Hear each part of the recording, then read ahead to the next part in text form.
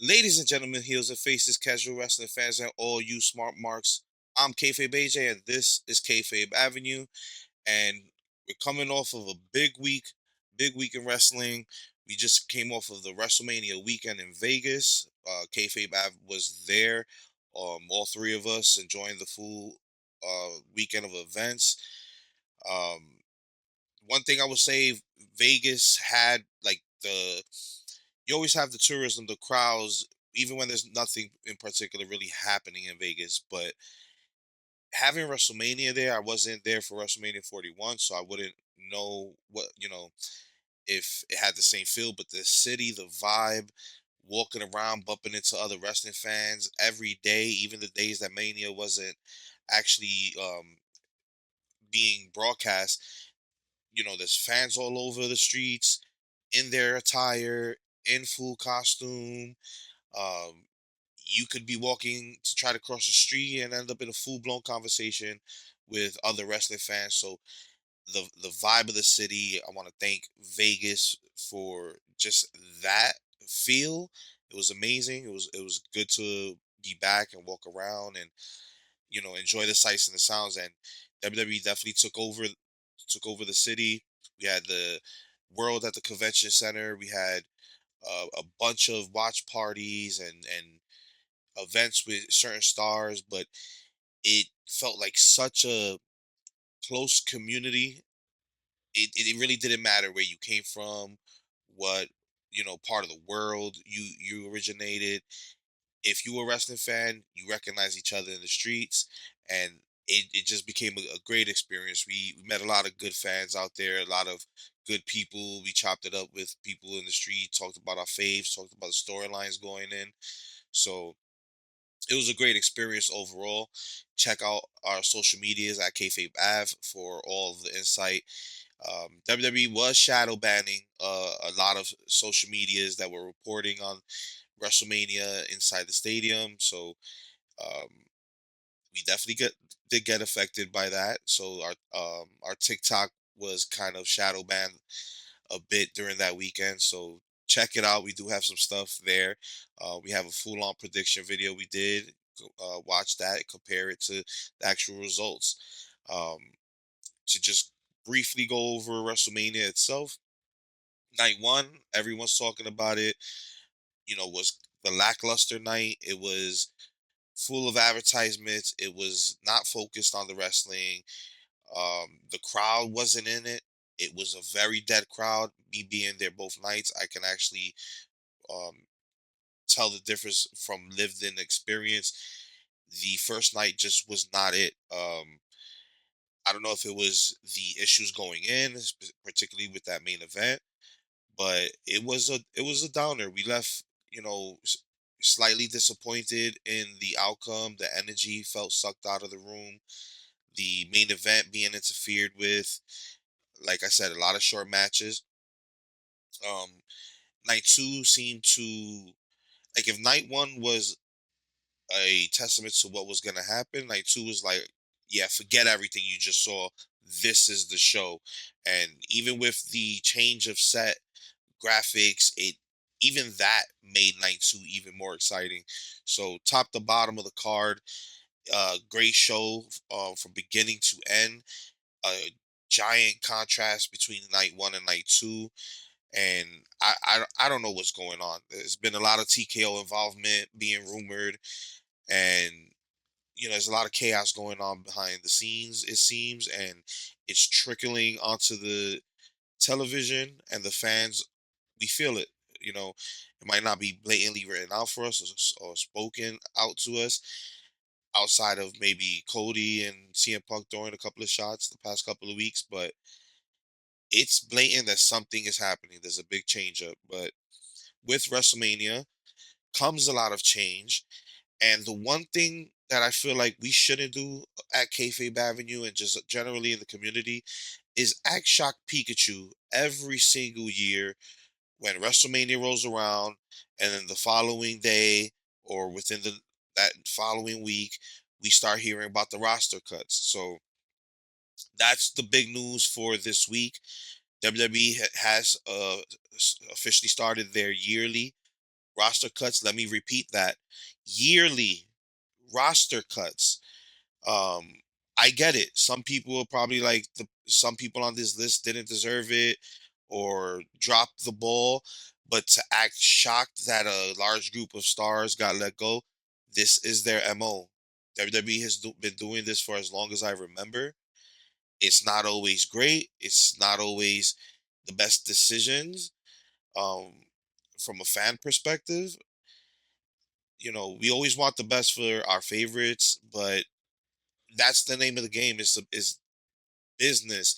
So I'm really surprised at how many people were like shocked. Oh my God, they cut people. Like, yeah, where have you been?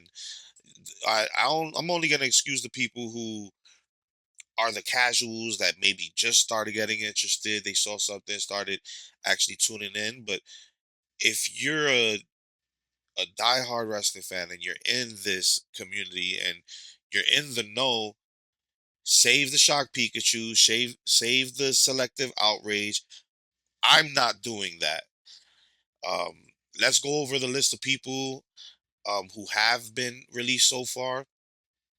Um, so we'll start off the top. Alba Fire, Alistair Black, which to a lot of people was shocking, but if he was going to complete the cycle of them giving him the Karrion Cross gimmick, Karrion Cross gimmick ended with a termination. So I guess this is full circle for that. All jokes aside, I love Alistair Black. They could have done more with him, obviously, but when you fire a couple and then immediately give their gimmick to another couple, the fans saw through that shit. It was not gonna work.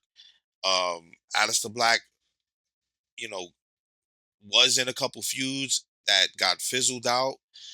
Creative has been an issue. Again, we don't know if it's TKO interference. We actually have confirmation that TKO does have the end uh, say in creative. Mark Sharpiro confirmed this himself, but claims that TKO rarely exerts that control. Um, but the times that they have, which is blatant, the Pat McAfee, things like that, the Travis Scott storyline, The Rock, all those issues with Cody's past couple of WrestleManias have been TKO influence, and we can tell. As fans, we can tell outside of the rumors that spill from it.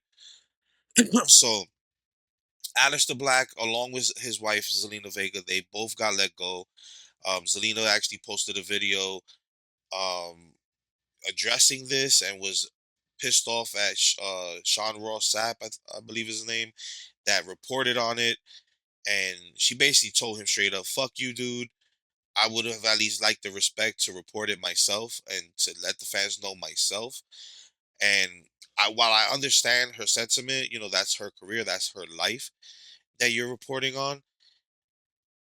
Just like any sport, you're not gonna tell a ESPN anchor, "Hey, fuck you for reporting the news on sports at ESPN." If you want if you want wrestling to be respected on that, then you have to also respect the wrestling media that's surrounding the community, because the media is actually pushing out your content to these fans and giving them reasons to engage or keeping you in the timeline pretty much in the newsreel. So I think you know her feelings aside, saying fuck you to him for doing his job is, I don't agree with that. I Like I said, I do understand her sentiments, but people have jobs. That is his job. He reports wrestling. It's sad that we're in an environment where people try to be the first to report things, and a lot of those principalities and all the respect in the culture of wrestling is fading. But that's what happens when you mainstream it. They're trying to get the ESPNs and get the sports centers and all these avenues that basketball, football, and all these other organizations take advantage of. Then you have to deal with it in the same light. You don't see any of these NBA stars complaining when they're finding out they got traded off TV because maybe they were mid game and they found out because of a reporter asked a question. That's literally happened. So I'm on both sides of it, but that's what happened. Um, but as far as Zelina goes, she was kind of floundering for the past couple years. Um, to no fault of her own, she's talented. She can speak. She has a look. Um, but you attached to the LWO, which was a failed stable. Um, I will maintain that we never had an instance where they gained interest. Not in my opinion, at least. Maybe they have fans out there because of Rey Mysterio being the originator and just what the LWO means as far as history in wrestling and the connections to Eddie. It was a dud from the beginning. So I'm not gonna play shock Pikachu and act like that was a great thing. So that's already one gimmick that didn't work. She ends up going solo. Her solo gimmick didn't work. She had a short-lived United States Championship, never got put back in that position. I don't think they had much faith in it, and it was more so well, what do we do with Chelsea, who's the current champion? Um, we need a face to go over on her. You know, the WWE Unreal documentary that they have on Netflix was very revealing on the thought process and how they actually decide who should face who, what storylines, and honestly, it showed a glaring issue. Um, they work themselves into these situations where they feel like this is the low card, this is the mid card, this is the top. The low card should never reach this point. The mid card should never reach this point. They should just elevate the people we already know should be at the top. You you kind of box in the majority of your roster. It's like the situation with Finn Balor. I've went on a crazy rant on Finn Balor. It's on YouTube. Check it out. And just because he became the Demon, and I enjoyed that, and just because he had a good WrestleMania, and the Raw after Mania was pretty amazing, as well as the SmackDown. He had a match with JD McDonough, great match. I'm still on the fence. I still need to see in a couple of months where Finn Balor is going to go with this storyline. Are they going to start stop with him? And that's again creative issue. Should we be shocked Pikachu? Oh, we're gonna boycott. I don't want to watch this ever again. Oh, I'm done. I'm not supporting. Shut up. Shut up. Because if you weren't gonna support wrestling, you would have been gone a long time ago. None of this would interest you. For every little thing, we can't just. Oh, I'm done. I'm over with it. See me right now. I'm down on AEW wrestling a little bit. Not because of the wrestling itself, but because of the creative decision making. I'm not gonna say everything's perfect over there, and I'm gonna watch and see and wait until it gets better. But I'm not gonna boycott it. I'm not gonna act like I'm not gonna tune in here and there. I'm not gonna act like I'm not going to the shows. That is hypocritical as fuck. Like let's be honest.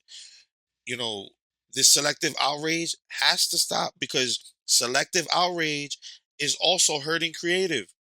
Every time we see something happen that we don't agree with, the fans want to rage online, shit on something before it starts. So creative doesn't even know what the fuck to do. That's I'm not trying to give them a bone from a fan perspective. How if I wanted to start a company and I was gauging it on fan reaction, today they hate Cody, tomorrow they love him. So how would I know how to book him from the day to day? He was getting booed out, but now people are happy he's still champion. So wrestling fans are really fickle, and that's not just a pun from Daniel Bryan. That shit is the truth. Wrestling fans are very fickle. You don't get your instant gratification, it's a problem. They give you long term storytelling, it wasn't fast enough. They, you know, pull the plug on something, injuries happen, people get selective memory, forget all the injuries and all the situations that change creative, that got your stars out of the situations that they were in before. There's more factors than, oh, we're not booking them anymore.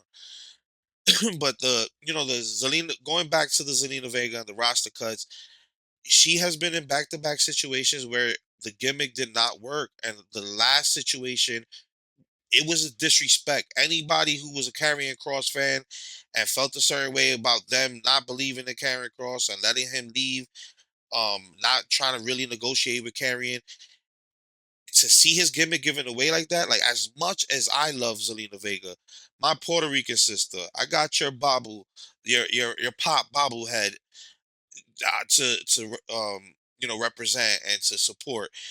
I love Aleister Black, but you guys literally were handed a gimmick that was given and stolen from someone else, and it's not your fault. You see it like, this is my job. I'm gonna take the minutes I get. Definitely get that aspect, but somebody in the room should have said, "This is fucking Karrion Cross and Scarlett Bordeaux. This is not who Aleister Black and Zelina Vega are." If that was the case, we should have just kept the last couple. Somebody in that room needed to speak up, and I'm not gonna blame WWE. I'm not gonna blame TKO creative as a whole. Whoever the fuck is making these decisions, the final says, and whatever it is with this, like, who the fuck?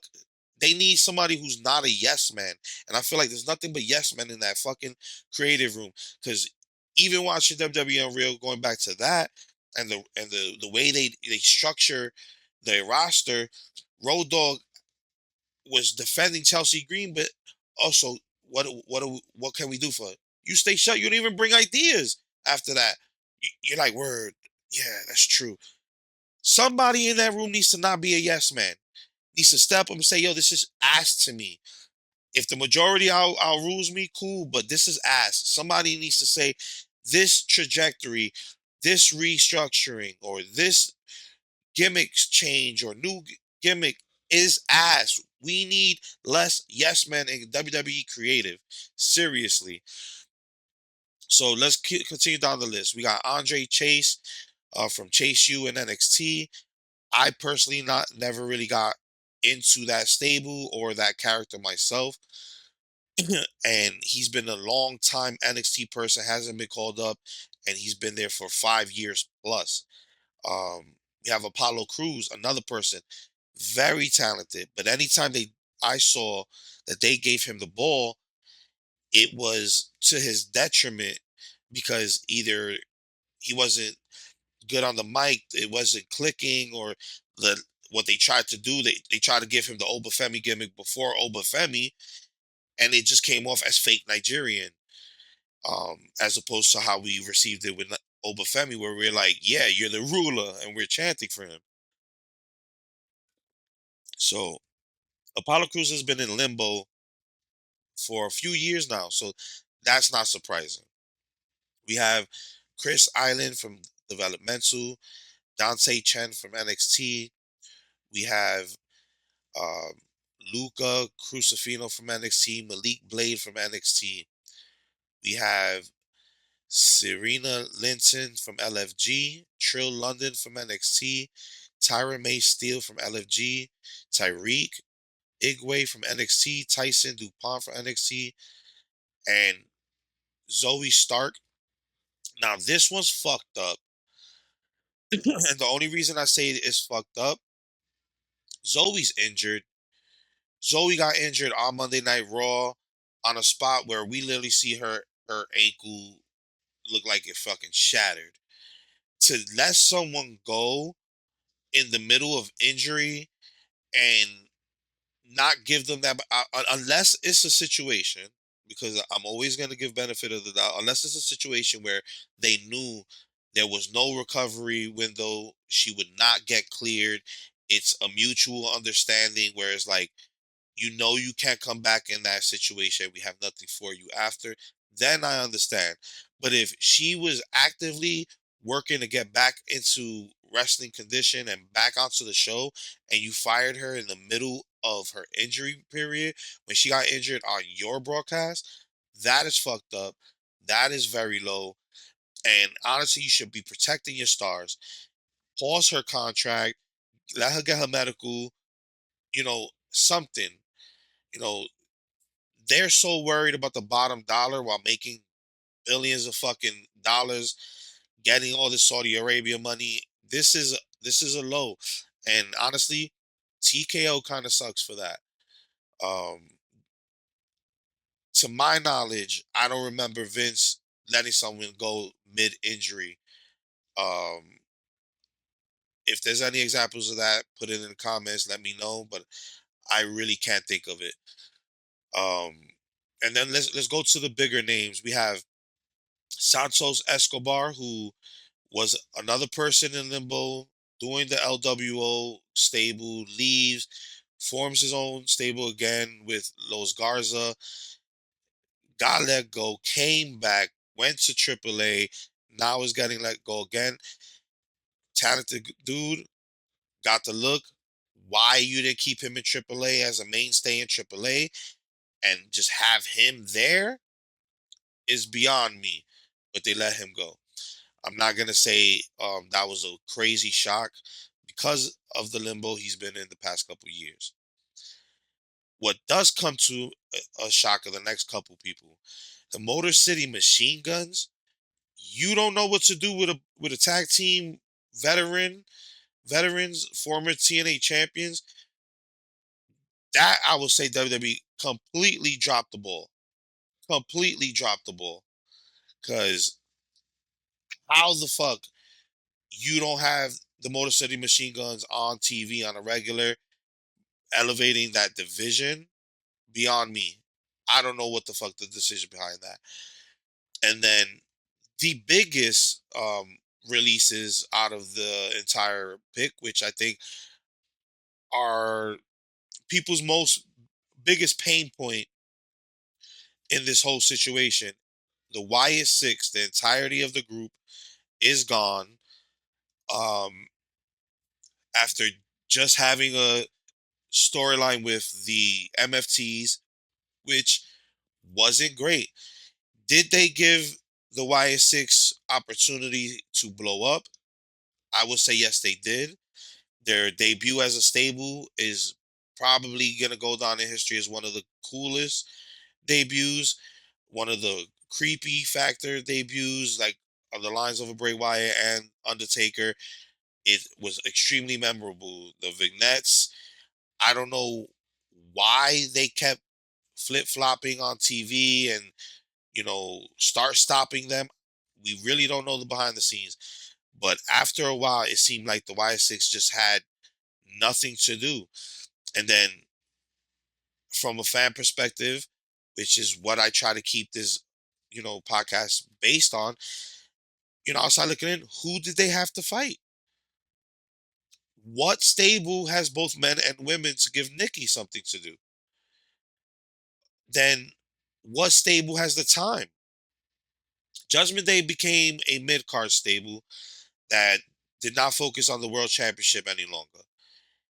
The main person on that was Dominic. And what was he doing? Double duty. IC champion, Mega Campeonato, Mega AAA Mega Championship. He has a lot going on. That stable became focused on the women's division, the women's world championship, the women's tag team championships. So the Judgment Day was no longer an option. Who else is left? MFTs? We got that. It wasn't great. So, and again, I don't want to point fingers, place blame on anybody. We don't know the full scale of what's happening behind the scenes. But give me a good YS6 storyline in this entirety of the time outside of their debut. Can't name it. We're going on 2 years. This is about to be year two. It was about to be. Um, what I will say is this: these releases do a lot for the indies, do a lot to generate hype on where are these people going to show up. Is AEW going to take them? Are they going to try New Japan? Are they going to fill a roster like a MLW? Where do these people go? This is not the last we're going to see of any of them. Um, I will say the only one that offended me, and it offended me why? Because this person I was enjoying weekly in a major tag team had the storylines lined up. Kyrie saying, if anybody wants to riot or have their selective outrage or claim boycott, I'd understand because of Kyrie. Not only was she holding it down for the women's tag team division with Asuka, having the titles within this last year in multiple feuds, carrying the story between Io, helping prop up Rhea Ripley, giving her something to do until they figured out how to get her back into the world title picture. You don't get to give us the Asuka versus Io match at WrestleMania. You don't give us the follow up of Kyrie finally realizing her mentors taking advantage of her, using her at her will, never getting that come up. That was fucking stupid. You guys dropped the ball, whether it was WWE, creative, TKO involvement, whoever made this decision, whether it's Triple H, whoever's back there looking down the fucking roster, looking down the sheet, and deciding this is the person we cut, you're a fucking idiot. You're a fucking idiot. You've had a face turn opportunity. You had a mentor versus student opportunity. You had a revenge opportunity. Kyrie getting her comeback for all the abuse she suffered. You had the possibility of reuniting um, Kyrie with Io Sky, possibly forming a different tag team, giving Io something else to do until they figure it out because she's no longer propping up Rhea Ripley's time away from the world championship. This is not a knock on Rhea. I love Rhea. I love that she's world champion right now. Love that match between her and Jade. But that's what they had Io doing. Once they took Rhea out of the world title picture, Io became a glorified tag team specialist who was really a solo act. So it's dumb decision making. For me to say, oh, I'm no longer going to support this company, and I love wrestling. WWE is a staple of wrestling. Am I always going to agree with them? No. Half the time I fucking hate the decisions. Half the time I'm raging at, oh my God, another fucking start stop with somebody. But when they do negative, there's always so much positive that we have going on. And people harp on the releases like it's not a yearly thing. I feel bad for the people I love. I love the Wyatt Six. I love everything to do with Bray Wyatt, that whole history. But they had nothing good going on. Anything they gave them was coming up ass. The whole MFT storyline with them came out ass. And to no fault of the individual stars, start stopping people for that. Cut people okay, I'm not going to see a storyline past 3 months, past 6 months. Stop giving people hope on these new characters. This is why we really do need live events. And I think that's the biggest issue. You could be running all these people that you let go through the live events, gauging reactions, seeing if they actually work, letting them practice, getting their stature up. But no, we're relegated to these advertisement based shows where you give us the top stars and then you sprinkle the rest. And then it's like they don't have enough time and opportunity to hone the storylines or hone their skills. So big issues. But like I said, with all negative comes positive. The indies is going to be very interesting over the summer. AEW is going to be very interesting if they're going to take any of these people or what they're going to do. And let's not act like this Monday Night Raw after Mania and SmackDown after Mania wasn't fucking excellent. Both episodes, top to bottom, showcased the future, showcased the top people, brought up numerous new stars to the show. The way they brought up fatal influence, or I'm sorry if I'm botching their name, but the way they brought them three women up from NXT, they beat up legends, then followed up with a great match towards the end of the show. They're instant stars. They got Dominic Mysterio level boos in that building. So as much as I'm down on certain shit that's happened, there's so much more positive. We have Obafemi starting Monday Night Raw, the new beast in town, the new ruler. Brock Lesnar did him a justice. I don't. He owes Brock Lesnar so much praise for the way he went out and put him on top. Oba is that guy. He's already got a guaranteed world championship in the future just off the momentum he has now. So I'm never gonna say, oh, good for the people who left, or it doesn't matter if they got released or whatever the case. It fucking sucks. It really does. But as a community, we really got to stop this selective outrage. We really got to stop this shock Pikachu. Like we don't know the system. Like we don't know this is a yearly occurrence. What you have to do is just hope that the people that you really care about, whether they maintain a spot on the roster or they get freed up, that you still support. Karrion Cross was a big loss to me last year. And what have I done as a fan? I've saw him 3 times in HOG. I saw him at Comic Con. I've went on my way to watch MLW's version of the Royal Rumble where he won the MLW title. I supported his wrestling outside of WWE. And that's the thing. This boycott shit.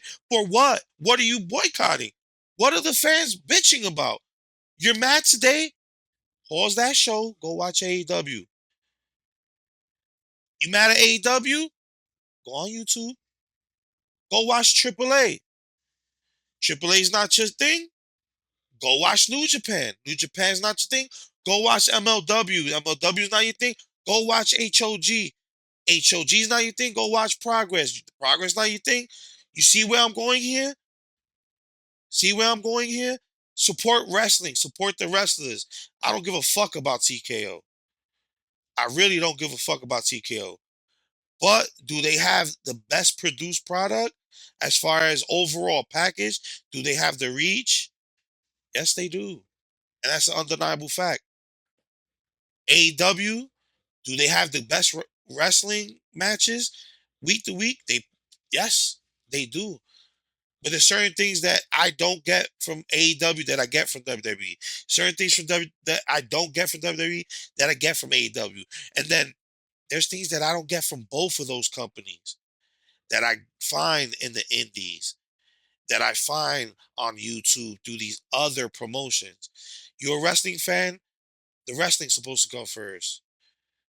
Not the freaking logo of choice, the brand of choice. Let's stop the selective outrage. I wish luck to all of the wrestlers that were released. I'm excited to see the future, see where a lot of these people land. I hope really that the YS6 in particular, you guys stick together. Go wherever you're going next. Together. Keep the stable running. Get hot. Keep the creepy factor. Change the look up a little bit. You have to change the name up. Stay together. I'm excited to see what's going to happen with them. And, I believe in a lot of the people, specifically when she comes back for injury, that's fucked up. I'm going to maintain that. Zoe Stark was a great wrestler. I was still warming up to her, but she was really good in the ring. Look forward to her future, or at least getting an update on her future. Is she still involved in wrestling? Has she recovered? Is she recovering? Is she ring ready? A lot of questions. We haven't heard from Zoe in over a year. Um, Looking forward to see what Zelina can do. I would love to see her talent in ring showcase at AEW. Is that still an option for Aleister Black? Maybe, maybe not. But as a couple, if they're gonna go anywhere together, I'm excited to see where you're gonna go. You should go to MLW and have that Karrion Cross, Scarlett Bordeaux versus Black and Zelina Vega. Let's have that. Let's fucking have that match. Now it's a possibility. You guys are free to really see where your fan base lies, and I wish them all the best. But as much as we gave shit, the future's looking bright. They really focused on the future of WWE this week on Raw and SmackDown. Very exciting shows, the both of them.